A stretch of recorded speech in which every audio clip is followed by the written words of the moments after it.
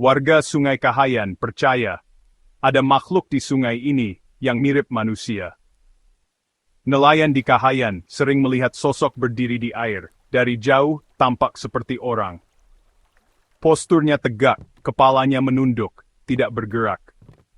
Warga bilang, saat didekati, wajahnya bukan manusia. Makhluk itu turun ke air tanpa suara, tidak seperti orang berenang. Orang tua Dayak percaya, itu penunggu sungai yang menjaga wilayahnya. Jika dipanggil namanya, warga dilarang menjawab. Yang melanggar, sering jatuh sakit atau perahunya rusak tanpa sebab. Fakta warga Sungai Kahayan ini masih dipercaya sampai sekarang. Menurut kamu, itu makhluk apa?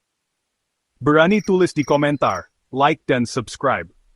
Sebelum sungai ini memanggil namamu.